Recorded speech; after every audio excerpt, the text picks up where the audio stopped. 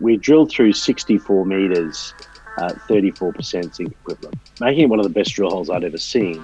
Just looking at that one hole, if it was a resource, you would have economic zinc, economic lead, economic gold, economic silver, economic copper, and economic barite. But we had all of them. The most important criteria for success will be how we build ourselves internally, culturally, and in the way we integrate with our local community and our natural environment. Hello and welcome to Crux Investor. First of all, thanks so much for watching this video. If you like it, give us a thumbs up and do remember to leave your comments below. Best comment of the week gets a Crux Investor mug. Also, if you haven't already done so, please subscribe to our YouTube channel. And if you want to see more videos like this one, please click the notification bell. We spoke earlier today to Paul Cronin, CEO of Adriatic Metals. They're an developer stage polymetallic operation in Bosnia and Herzegovina. We talked to Paul about the business plan that he's employed to get to where he is today, which is currently finalizing a PFS, very rapidly moving through feasibility and into DFS by the end of this year, if Paul is to be believed.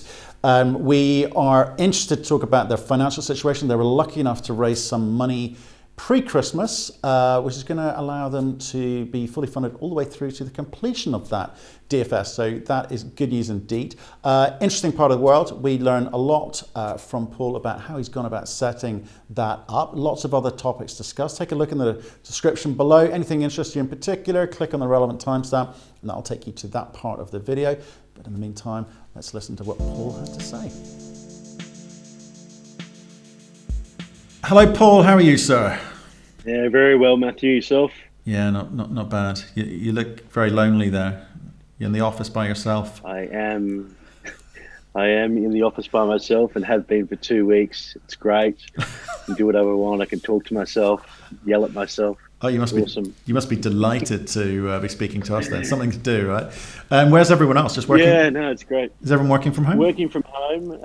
Yeah, everyone's working from home. We've got people obviously in Bosnia who can't travel. We've got people here who can't travel to Bosnia, but all of our staff here are, honouring social distancing guidelines and working from home. Yeah, okay. Or they just don't like me. I'm not sure. Well, it could be both. It could be both. So Bosnia Herzegovina. I mean, I only ever hear that phrase when it's the Eurovision Song Contest. Where's the Herzegovina bit come in? I'd long forgotten. Herzegovina is essentially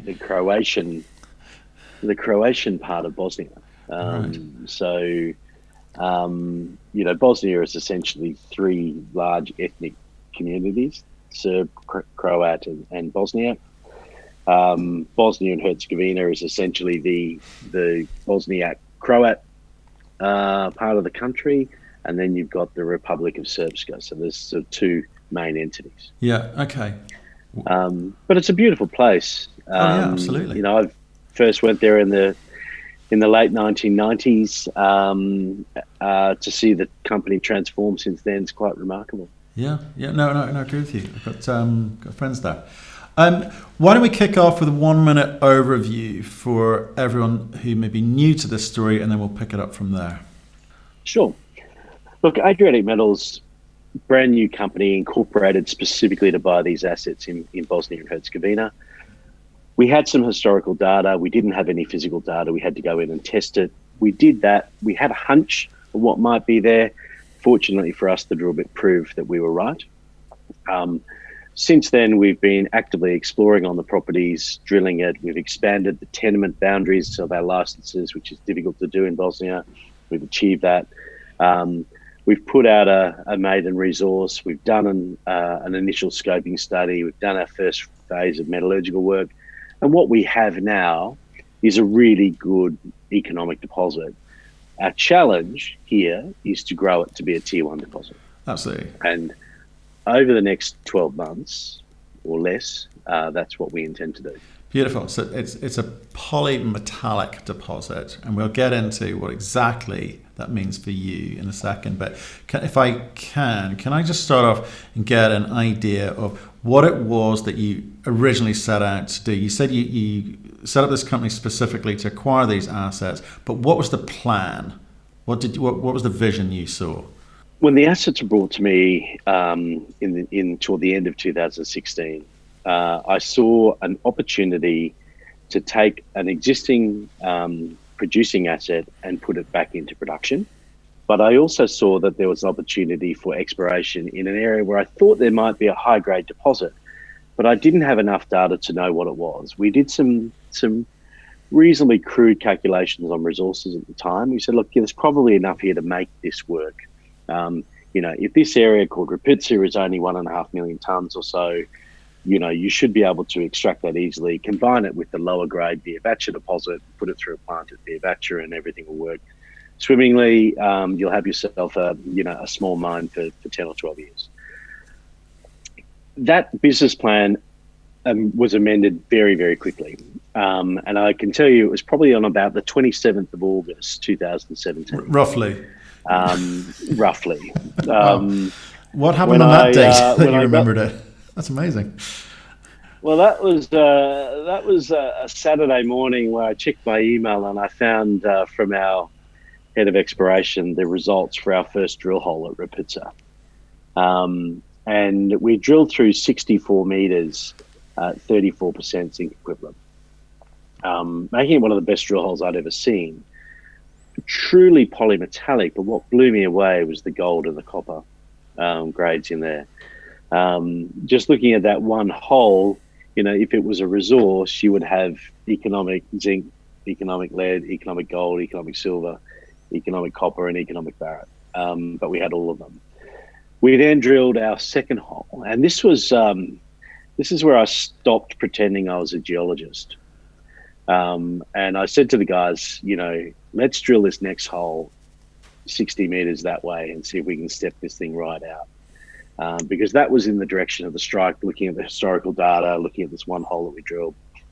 And we drilled it out to the east and drilled it down. And, a week later, I get a call from the head of exploration. He says, mate, I'm at 330 meters and I've got nothing.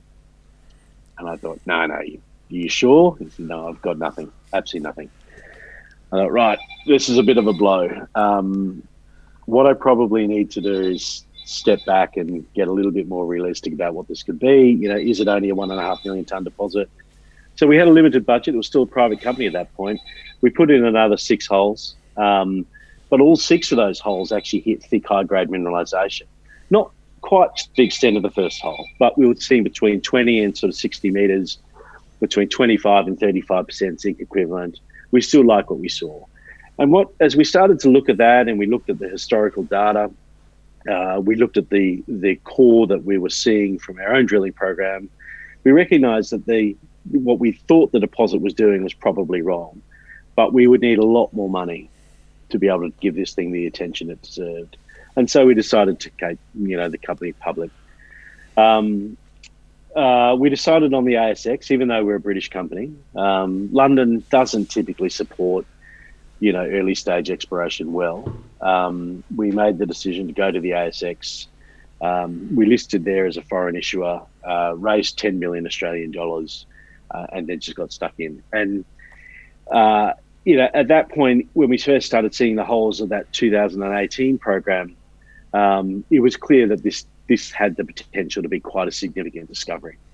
And it was at that point I said, right, well, we've got to start looking at how this whole company is going to look and feel and be managed, and think about what it should look like when we get to production.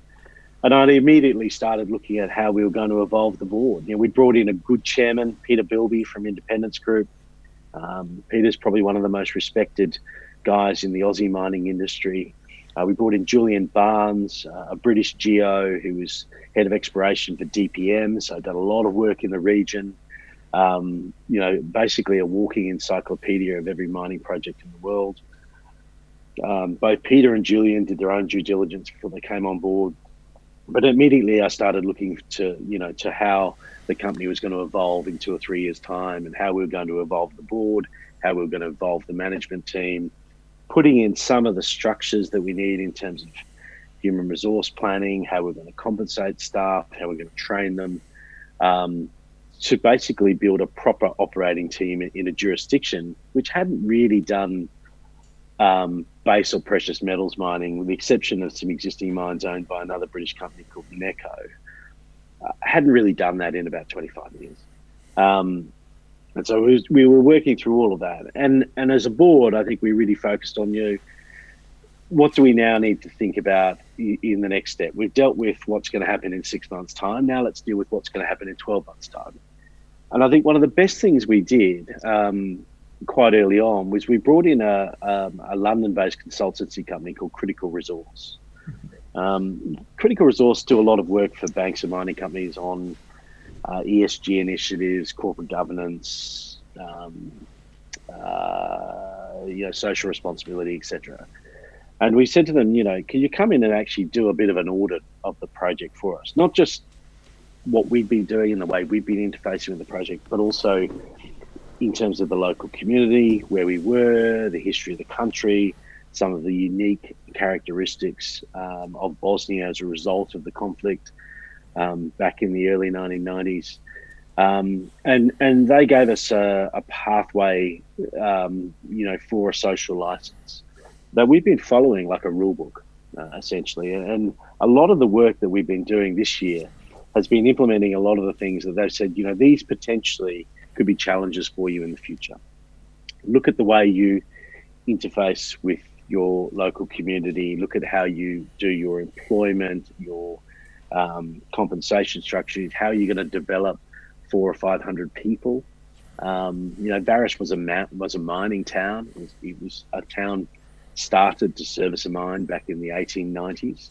And so there was mining in the blood there, but a lot of the skills had left. The population of Vareš at the outbreak of the Bosnian conflict was about 32,000 people. Today it's 6. And so, we started looking at all of these things that we can do. Some of it involved just pretty basic sponsorships, where we started immersing ourselves in the local community. Which local suppliers can we use? Where do we recruit our staff? So we started forming relationships with universities and saying, well, we need to hire geologists. Can we have all of your geologists come to site and do some work experience? We can evaluate them and we'll hire a couple every year. And we've been doing that. We're working with the municipal state-owned corporations to do our track construction, pad construction, helping us with some of the building works on site. We've constructed our own core sheds and operating offices and whatnot. And all of that has really sort of made the relationship we have, particularly at the municipal level, almost symbiotic. The municipality knows who we are. We need them and they need us. And that has been, I think, the reason why we've been able to do what we wanted to do so quickly in Bosnia, where other companies often complain about the bureaucracy of a former, Soviet or Yugoslav country. We've actually found the government to be really cooperative, really helpful, always looking for solutions to what you want to do. And that's helped us really sort of shape that strategy to say, look, we're actually doing really well here. The people like us, the government seem to like us. This is a fundamentally underexplored country in that they've got a mining concession law which pretty much blocks the entry for anybody because the costs of getting a new mining concession up front are so high, they act as a barrier to entry. We've used all of those relationships with government to sort of lobby to say, how about, could this be done? Could that be done? And as a result, we've now expanded our concessions once. We're looking to do that again. We've collected a lot of information, most of which we found by chance. When we went to the Veovaca site to start renovating the old administration block as a core shed and site office, we found thousands of reports scattered all over the ground where someone had come in and decided the filing cabinets were worth something, but all of the contents of them weren't. How wrong they were. And literally throw it on the floor. Yeah. And whilst it's taken us a couple of years to go through all of that, we've now got a database that includes a lot of information on our existing concessions. It also includes a lot of information on deposits that are not on our concessions. And the strategy now is very much about how do we take advantage of that first mover situation we found ourselves in to continue to grow our land holdings in the country, continue to develop the team of people that we've got doing exploration, our technical knowledge of these deposits in this area near Vareš, and all of the relationships that we're now forming with the metallurgical labs, with the local community, with the transportation companies, electricity, and everything else. Beautiful. And that is very much driving our strategy at the moment. That is a fantastic historical run through. I think you might need to wave your arms. The lights have gone off behind you. Bit of yoga whilst being interviewed, right?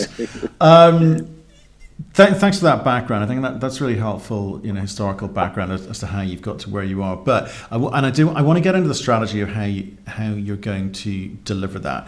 But that takes money. So if you don't mind, can we just run through some of the numbers first? First of all, I need to say nice steady growth in share price. Since you've been doing this, a general trend is up.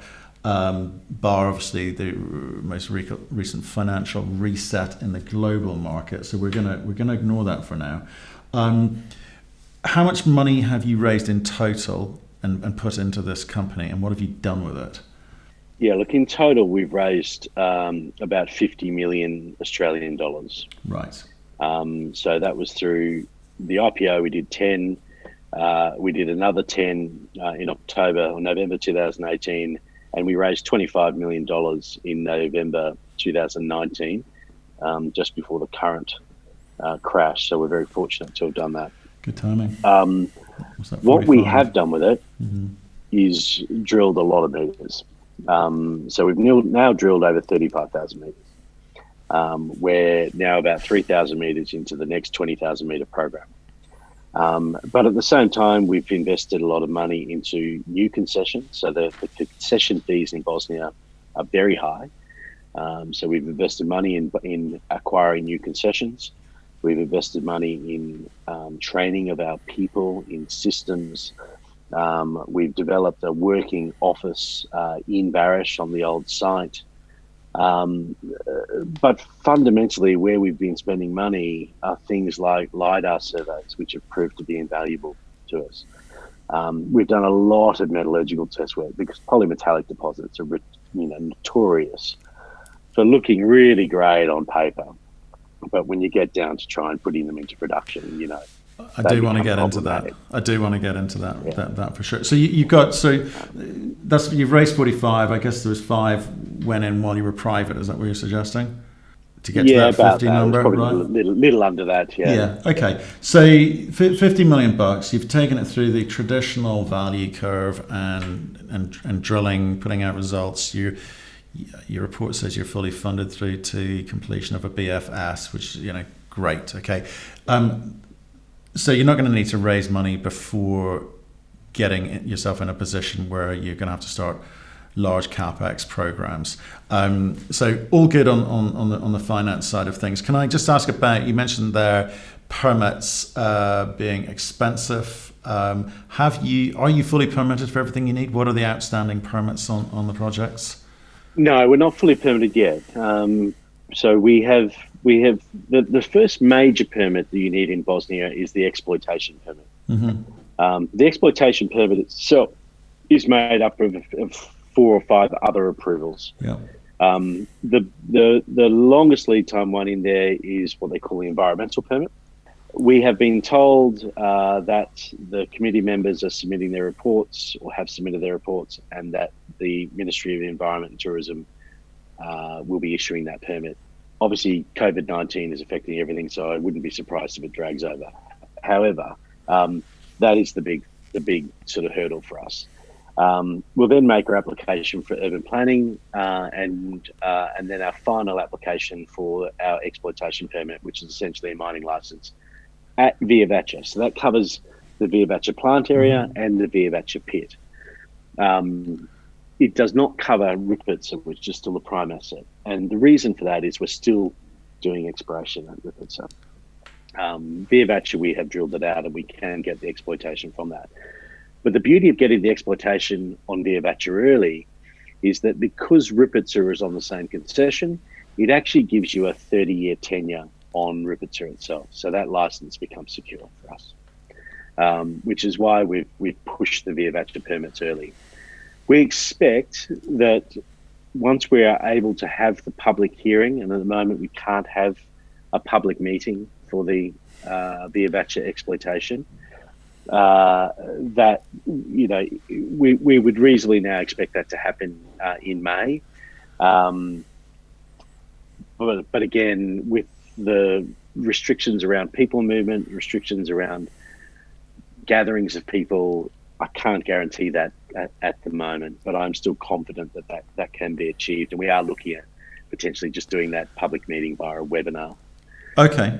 The second, then we have to basically repeat that to a certain extent for Rupice. We are already working and are nearly ready to submit our environmental application for Rupice. And then we'll go through the urban planning and then eventually the mining. What's nearly mean? In a second. Nearly, I think we'll have the draft to be reviewed Monday or Tuesday. Oh, right. Next week. Okay. So that kind of nearly. Yeah. Okay. So we expect to have both exploitation permits by October, November. We then need to basically submit our feasibility work to apply for the main mining project, which is essentially your permit to commence construction. Now that requires basically a feasibility study to be done. We're working on that at the moment with Ausenco, primarily out of Toronto, and we should have that ready at the end of the year. One other question was sent in by someone actually, which was, what's the status on additional land and claims? Which is something you did touch upon it earlier. And I'm going to be deliberately very vague on this. Okay, that's not your style, Paul. It's not my style, but for those who know my share registry, will maybe understand why. We are working with government to go through a process of maybe seeing a new public invitation for additional concessions. But that is a competitive process. And obviously we're not willing to sort of give away where we're sitting in that process right now. Okay, fair enough. So you, I guess at the moment things are a little bit up in the air in terms of timing, how long this COVID-19 strings things out. But you expect this year? Yeah, on the new concessions are probably up in the air. I think internally we know exactly where we are with that. Okay. Certainly in terms of the project development cycle, the first thing we've got to do is find the periphery of the deposit, which we haven't done yet. We are drilling at the moment. We haven't seen any new assay results back in as yet, but we are visually very pleased with what we're seeing in that drill core. If we defer the PFS by a couple of months, I don't think it's going to affect the critical path of the project at all. What I want to do is make sure that I know that I've got the best mineral resource estimate possible that's being used for formulation of that PFS. In the meantime, that doesn't stop us doing all of the metallurgical work, all of the geotechnical work, hydrogeological, the environmental marketing studies and everything else that form part of that.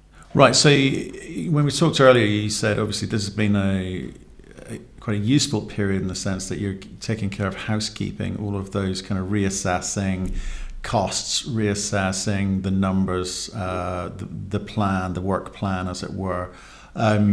So that's great. What's actually happening in the field in terms of drilling? Because you love drilling, right? No one loves drilling more than you. Yeah. So what's happening in the field? How many rigs have you got out?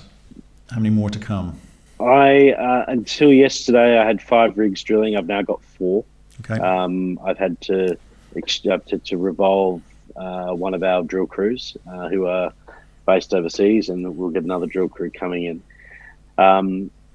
I've got all of those rigs on Rupice, either testing the western extents, testing the eastern extents, or the southern extents. I haven't moved into the north yet, right? Because the north is steep, and I learnt a lesson from last year trying to put a drill rig on a steep icy track. And drill rigs are subject to gravity, in case anyone wasn't. Right. I think you're painting a picture. Sure about I that. understand. Yeah. So we've decided to play it safe on the north, but we will be in there within about 5 or 6 weeks, I hope. Right. So then talk through just a little bit of detail there, because you've been doing up until now quite shallow drilling in terms of the ore body.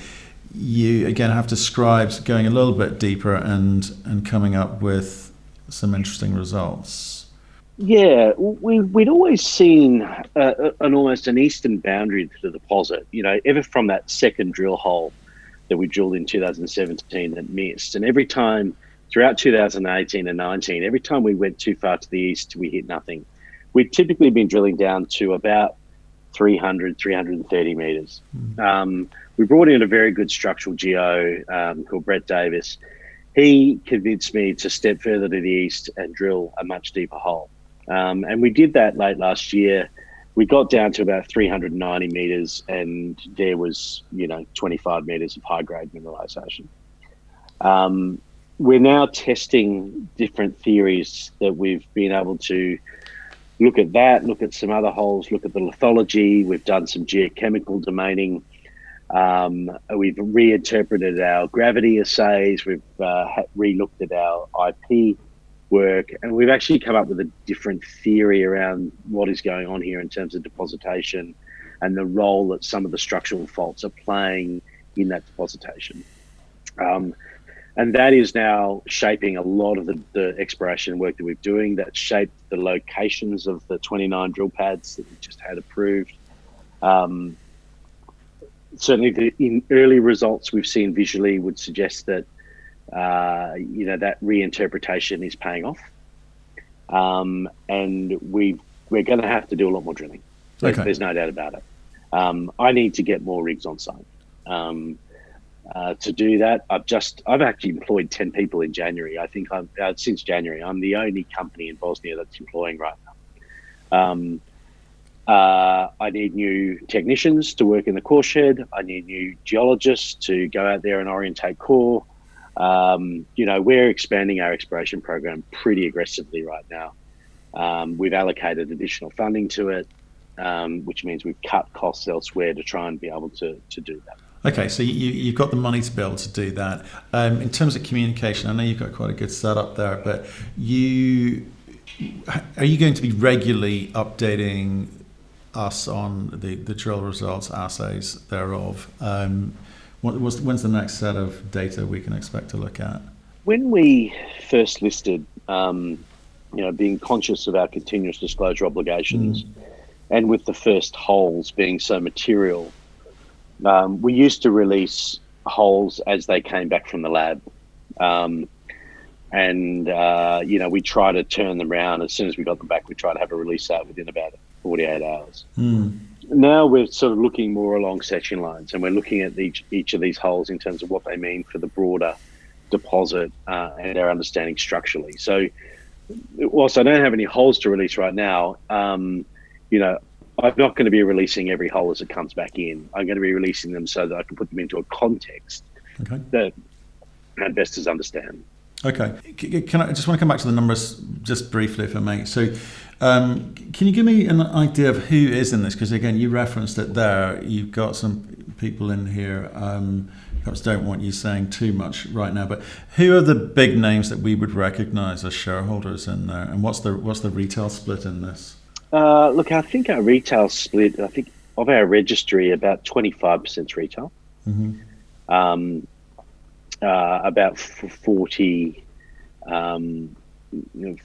is institutional, and the rest is fundamentally management. But in that institutional is Sandfire Resources. So Sandfire are an Australian copper producer. They have the super high grade De Grassa deposit in Western Australia. Sandfire came into the registry on IPO. Since then, they've increased their holding from about 7% to a little over 16%. Why? In addition to that, what's their plan? What's their game plan? Do you know what it is? I could probably give you their mobile number. You can ask them. Oh, sweet. Look, I think They, Jagrusa is a mine with with a limited mine life at the moment. I think they're probably looking for, not only an investment, and I don't know whether we are an investment or there is broader ambitions. So, and what are the rules on certainly they've done well at their investment. Yeah, they have. So, what are the rules on the ASX with regards to ownership? I mean, what happens at 19.9? Well, it's irrelevant because we're a British company listed on the LSE as well. So it's the British rules that protects you. So it's 29.9%. And this one's a question sent in. Well, a couple of questions sent in. I don't actually understand it, if I'm honest. But Miloš seems to get a lot of coverage here. It's what about bonus shares for Miloš now? Is that an in joke or something that we need to not to talk about? I think what you've got to understand is in Bosnia, relationships are everything. Amongst your staff, amongst whatever. Miloš's skill. He's a former Bosnian lawyer who fled Bosnia during the war, has returned to Bosnia, has a sporting background and was a professional sportsman in a non-professional era, but you know what I mean. He's got a lot of relationships, and Miloš spends a lot of time nurturing those relationships with the local community, with government, and he's been absolutely instrumental in the success of the company. We also recognise that for our equity holders to do well, we need to deliver on those permits. Yeah. Because my perception, and it's my perception, Matt, is that the equity markets are looking at Bosnia as a jurisdiction and going, well, we've never seen a public company build a mine in Bosnia before, and we don't really understand the process. Yeah. And we want to see these guys deliver before we're all going to, come into the stock. And, at the end of the day, I've got to raise nearly $200 million of project finance capital, in the next 12 months. I want to do that at the lowest cost of capital possible. I'm also a significant shareholder in the company, so there's a selfish aspect to that. Miloš is the only person, I believe, who in the company right now that has the ability to make those permits happen as quickly as possible. Yes, the ability to do that has been impacted by the current COVID crisis. But we recognise Miloš's value to the company, value to the shareholders of the company. And we set some performance rights for him, which, were reflective of the value that he would add in that process. Now, it is questionable as to whether some of the time conditions that were set in those performance conditions will be able to be met. I don't think that's Miloš's fault. I don't think it's COVID-19 is definitely not because Miloš ate a bat. Somebody else ate a bat. So we will look at that as a board and reflect on that in the interest of shareholders. I'll put that as a possible yes. I'll also write the word bat down. Okay, good. Interesting. Now, okay, so that's great. So management is sitting on 35%. You were a significant shareholder yourself. Is that because you started off with all of the shares as a private company, or have you been investing in each of these rounds? I have invested in, in terms of the original acquisition was obviously cash. And then I bought shares in the first seed round, so pre-IPO. Right. I haven't invested in subsequent rounds for the simple reason our corporate governance procedures make it almost impossible for me to buy shares. Right. Okay. And I mean, how much do you? I'm always subject to material inside information. Right. So how does this work? I mean, how do you remunerate yourself? Because you're a big shareholder, obviously. You believe in the company and you're building it up. It's great, but are you also paying yourself big? Or are you taking options? I mean, what does it look like for you and the rest of the management team? So for running the company for the almost 2 years pre-IPO, I was paid in options. So I do have some options in the company. The board awarded me some performance rights last year. Some of those have been awarded, some of them I've still got to earn. I take a salary which I think is reflective of a junior mining company, a company that's of our size. Look, for me, my payday here is equity. It is getting the share price up. Yeah, I don't think you're going to. I'm not that we have had many complaints. Thoroughly aligned. You're thoroughly aligned. Okay, good. You and all the CEOs in the world, good. Except for the ones who aren't. No, I don't think you're getting any complaints from shareholders because your performance is there. The share price appreciation is there. That's how shareholders make their money. Okay, and as long as things proceed like that, I don't think anyone ever complains. It's when the share prices go down that I think that becomes under fine scrutiny, as it should be. Okay, I wanted to get on to polymetallic ore bodies are complex. They, in my experience in the past, I'm not a geologist, just a banker who's experienced some nightmare situations. Could you describe for us what is the process you've got to go through to be able to work out if you can economically mine it, and what do you focus on first? Where do you spend your time, effort, and money? The mining itself is very easy. All you're mining in tons. It doesn't matter what's in the tons. Mm-hmm. Sticking in the plant, it does matter. There you go. Right there. That's what I want. Right. So what we have is very clear zonation across the deposit, where in some parts of the deposit we see higher precious metals, other parts of the deposit we see lower base and more copper. Barite is fairly consistent across the deposit. We've also, the majority of the deposit is barite hosted, but we've got zones of mineralization that are very pyritic. So it's an unusual one, and it means that to make sure that what tons we stick into that plant every single hour of every single day, we need to be certain that the recoveries that we're kind of assuming in all of our studies today can be achieved on every hour of every day and every day of the year. To do that, we have to do a lot of work, a lot of geochemical work, a lot of lock cycle tests. We have spent, I think today, we'd be close to £500,000 on metallurgical test work to date. And I think I'm only about halfway through the program. We've been using Wardell Armstrong down in Cornwall, Phil King. We've also got an internal consulting geologist metallurgist called Len Holland. Len has probably built 50 flotation plants, and what he doesn't know isn't worth knowing. These guys with Graham and under Graham's direction are really making great inroads into the metallurgy here.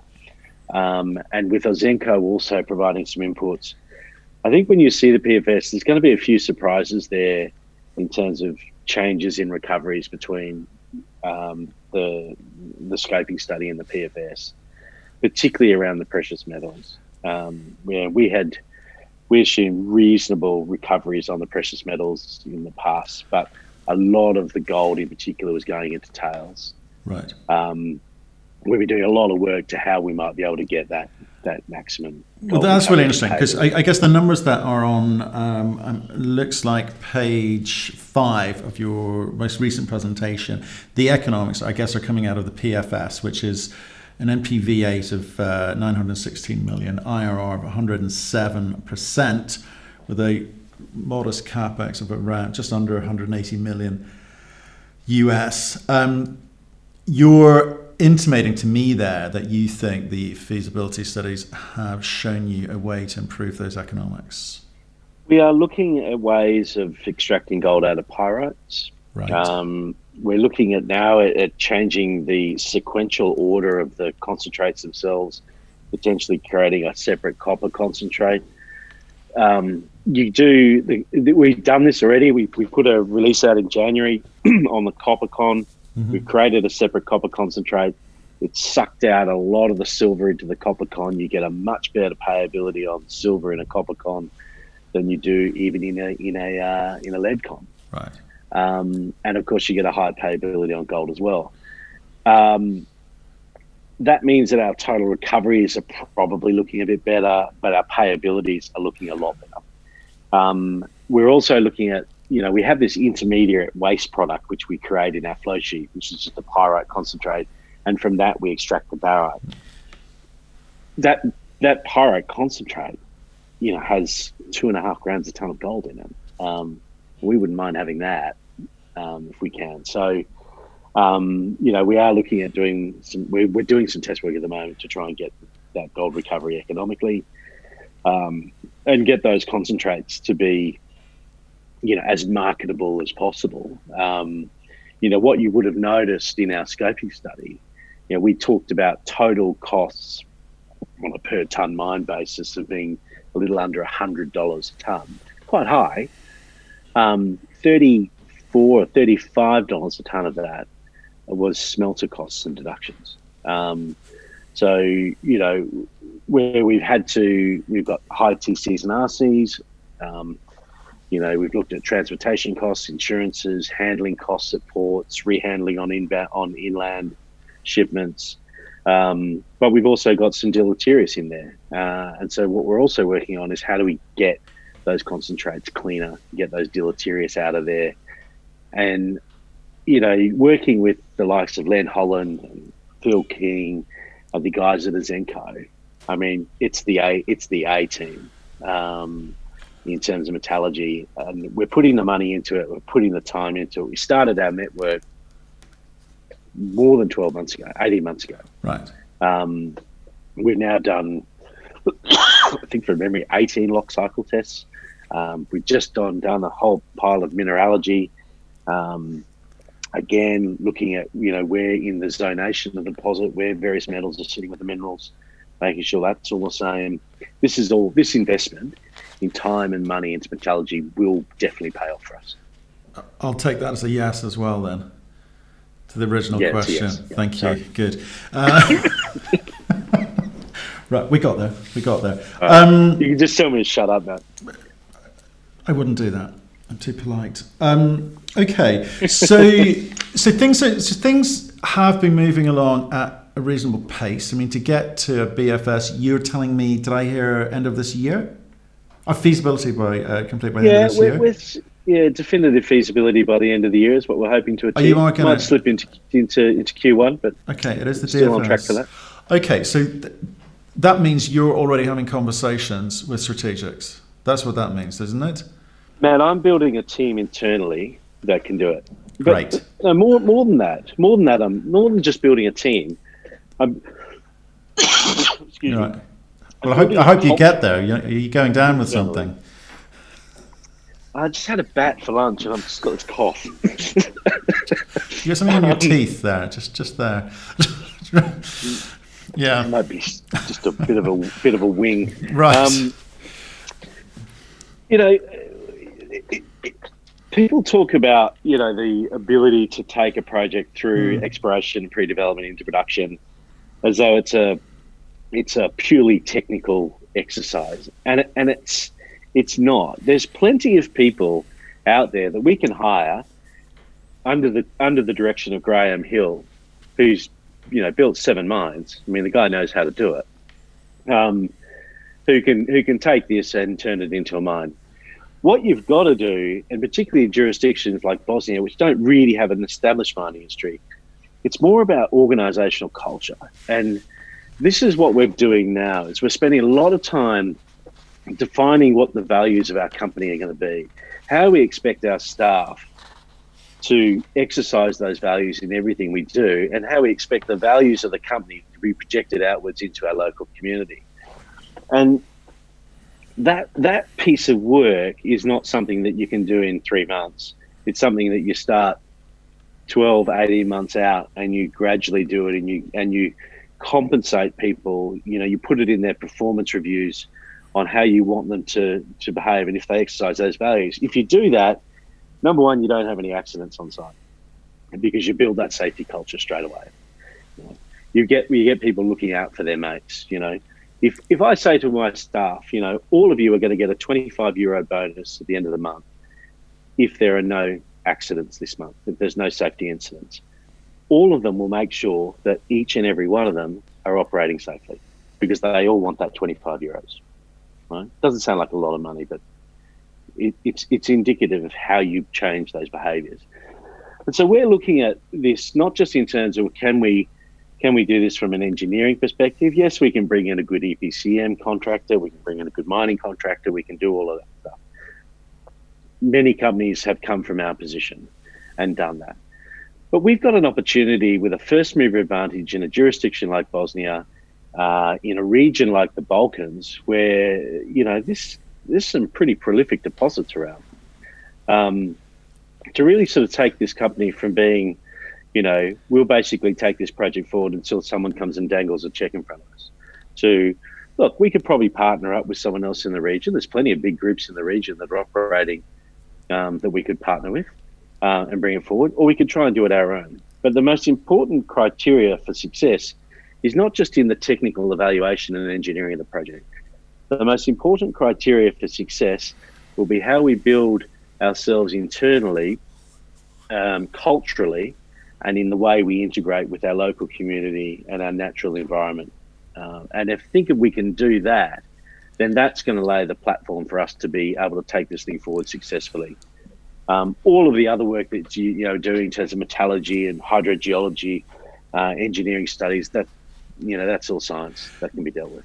That's all science. That's all science that a lot of people get wrong. I think there's a great story, and thanks for running through that today. I would love you to give us a bit more colour on where this 200 million comes from, though, just before we wrap up. Have you had discussions? Are people sniffing around you, or is this still just a little bit early? You're still working at the metallurgy, for instance. Look, in terms of my background, it's project finance. So, I have a fairly clear view in my mind as to what the structure of finance will look like for a project with these sort of cash flow profiles. We do need to see the PFS and reshape our thinking around the cash flows around the PFS when that is complete. But I think even before it's complete, we'll have a pretty good idea. For the most part, I think the majority of funding for this project will come through traditional, senior secured project finance. Now that will probably come from either parastatal or similar banks that operate in the region. EBRD is a big funder of projects in Bosnia, for example. They have an office there. We also know that there are a number of other banks that have expressed a desire to finance projects in the Balkans.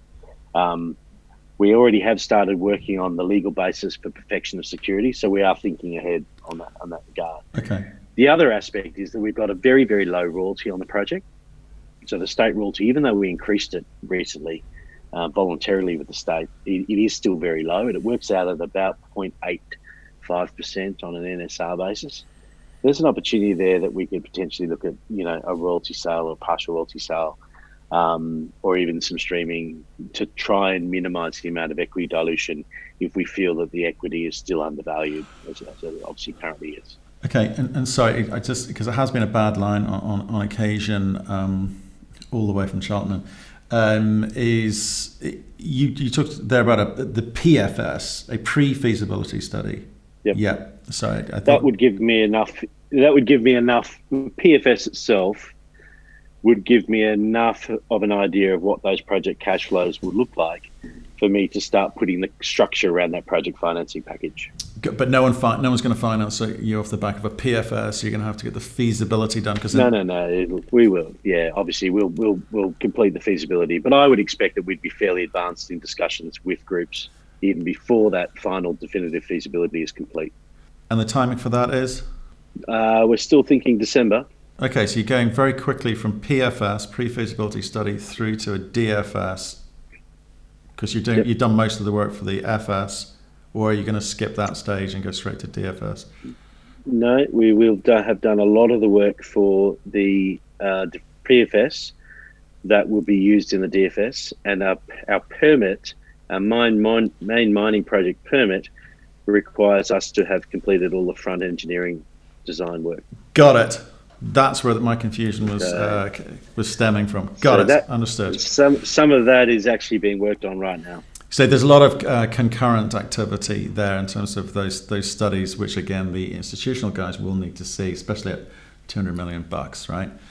Beautiful, Paul. Yeah. Thank you so much for today. I'm glad I could cheer you up while you're sitting there by yourself in the office.